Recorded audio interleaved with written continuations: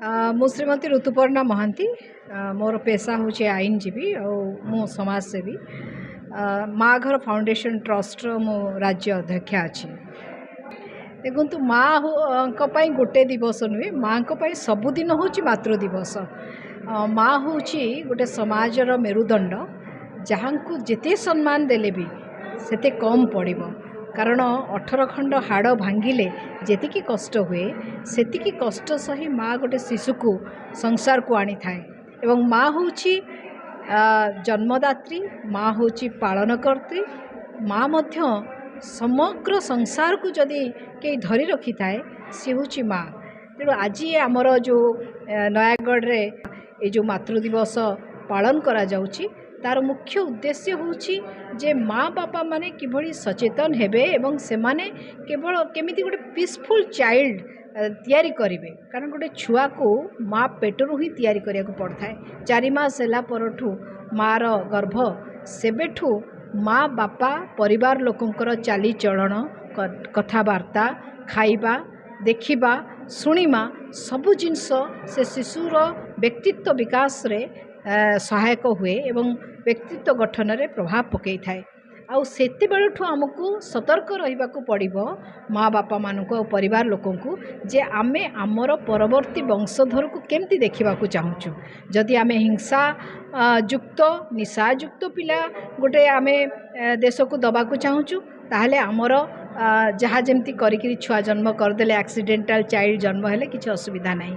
किंतु जदि प्रकृत रे आमर वंश को आमे गोटे भल छुआ देवा को चाहूँ एवं आमर देश को आमे गोटे भल नागरिक देवा को चाहूँ ताले माँ बापांकर गुरुत्वपूर्ण भूमिका रही। एवं से गुरुत्वपूर्ण भूमिका स्कूल ठारू मध्य बड़ एवं स्कूल ले आमे भावुछु स्कूल टीचर माने शिखे एजुकेशन खराब हो जाइछि, एनवायरनमेंट खराब हो जाइछि, से सबू मात्र 20% प्रभाव पकाए व्यक्तित्व गठन रे।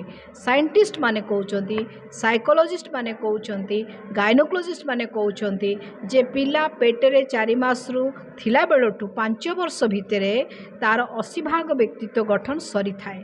तारी प्रभाव तार बड़ हेले से पड़े।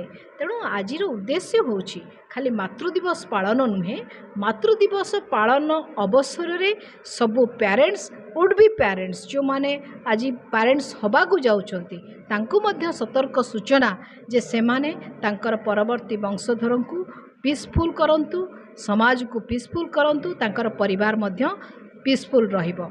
पीस ठू आ बड़ जिनस किछि नाही। आपण सबू थिबो, कोटी कोटी टंका थिबो, आपण शांति रे नथिबे तार किछि भी अर्थ नाही। आज जदि पिला माने बापा माँ को लेकिन वृद्धाश्रम छाड़ुचंती तार केवल पिला माने दायी नुहंती, बापा माँकर मध्य सेथिरे किछि भूमिका अछि। सेमाने मध्य संस्कार ठीक भाव रे देई नाहंती बेली मु कहिबी।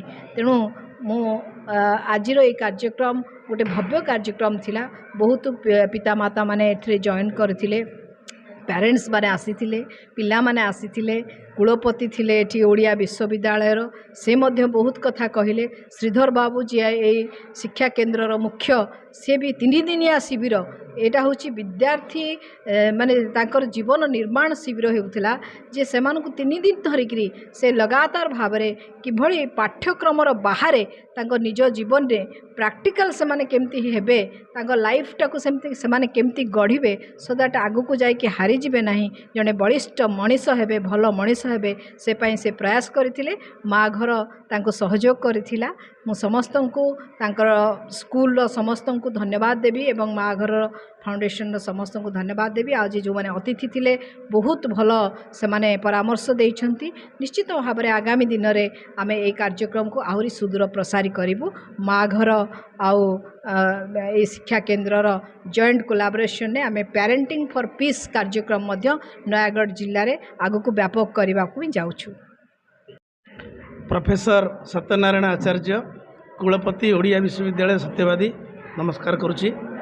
नयागढ़ रामकृष्ण आदर्श शिक्षा केन्द्र पक्षर और माँ घर अनुष्ठान पक्षर आज 2टी कार्यक्रम एका बेले आमर गोटे विद्यार्थी मानकर हूँ प्रशिक्षण शिविर चलता आउ गोटे हूँ आज मातृ दिवस। ये 2टी भव्य कार्यक्रम रे भाग नहीं मु निजक गौरवान्वित मन कर। भारतीय संस्कृति रे माँ सकल शक्तिर आधार, ଆଉ ମାଆଙ୍କୁ ନେଇ ଆମ ସମାଜର ଅଗ୍ରଗତି समाजर प्रगति तेणु माँ को आम कि सम्मान देवा भारतीय संस्कृति और भारतीय ज्ञान परंपरा रे माँ को कौन महत्व रही आज सुंदर भाव में वक्ता मैंने मत प्रकाश कले एवं विद्यार्थी जीवन किभଳି हेबा उचित जदि आम सुख कामना करवा ताहले आम विद्या अर्जन करिपरिबा नाही जदि आम विद्या अर्जन करवा ताहले आम सुख को आमको छाड़िया को पड़िबो आउ विद्या होची सर्वधन प्रधान बोली कह जायछि आम जदि विद्या अर्जन करिपरिबा पिलामानकु सिखै परिबा तेबे आम सुस्थ समाज गढ़ी परिबा आउ विकसित भारत वर्षर जो स्वप्न आम देखुछु